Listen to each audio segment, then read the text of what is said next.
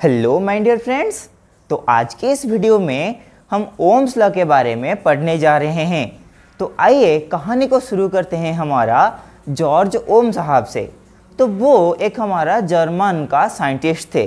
तो इन्होंने वैसे ही एक्सपेरिमेंट करते करते इनको ये पता चला कि जब एक कंडक्टर में करंट फ्लो करता है, ठीक है, मान लीजिए ये हो गया एक कंडक्टर और ये एंड उसका हो गया ए और ये एंड हो गया उसका बी, और इस कंडक्टर में आई करंट फ्लो कर रहा है, ठीक है। तो इन्होंने ये ऑब्जर्व किया कि ये जो आई है, ये जो आई का अमाउंट इन दोनों के बीच में जो पोटेंशियल डिफरेंस है उससे डायरेक्टली प्रोपोर्शनल है। तो यही हो गया हमारा ओम्स लॉ।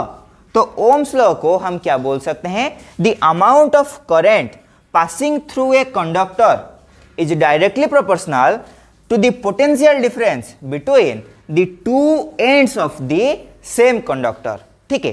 तो यहां से हम क्या लिख सकते हैं? अगर I V से प्रोपोर्शनल होगा तो ऑटोमेटिकली V जो है वो भी I से डायरेक्टली प्रोपोर्शनल होगा। तो यहां पे अगर हम प्रोपोर्शनलिटी को हटाएंगे, यहां पे आएगा एक कांस्टेंट। मान लीजिए वो कांस्टेंट का नाम है R, और R क्या है? R है रेजिस्टेंस। तो यहां से अगर हम रेजिस्टेंस का वैल्यू पता करना चाहेंगे वो हमारे पास आएगा V डिवाइडेड बाय I। तो रेजिस्टेंस क्या है? उसका नाम से यह पता चल रहा है ये किसी ना किसी को अपोज तो करता होगा। फॉर्चुनेटली वो वही करता है। मतलब अगर एक कंडक्टर में I करंट फ्लो हो रहा है तो उस कंडक्टर के पास एक ऐसा प्रॉपर्टी है कि वो अपने अंदर इलेक्ट्रिक करंट को फ्लो होने से रोकता है, और वही प्रॉपर्टी को हम क्या बोलते हैं?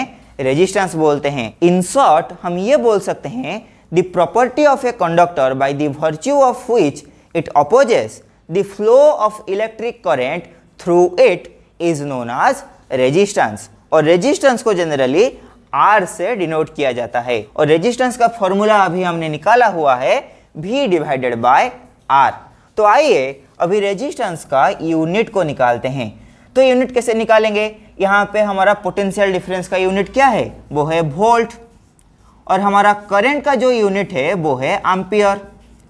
एम्पियर ये हमने फंडामेंटल फिजिकल क्वांटिटी में पढ़ा था। तो जो करंट है वो एक फंडामेंटल फिजिकल क्वांटिटी है और उसका यूनिट क्या है? एम्पियर है। तो रेजिस्टेंस का यूनिट यहाँ पे आ गया हमारे पास वोल्ट पर एम्पियर, और यही चीज को हम क्या बोलते हैं? ओम बोलते हैं। तो जॉर्ज ओम साहब को याद रखने के लिए रेजिस्टेंस का यूनिट हमारा ओम हो गया, और ओम को जनरली ए से डिनोट किया जाता है। आई होप आज की इस कहानी आपको पसंद और समझ दोनों आया होगा।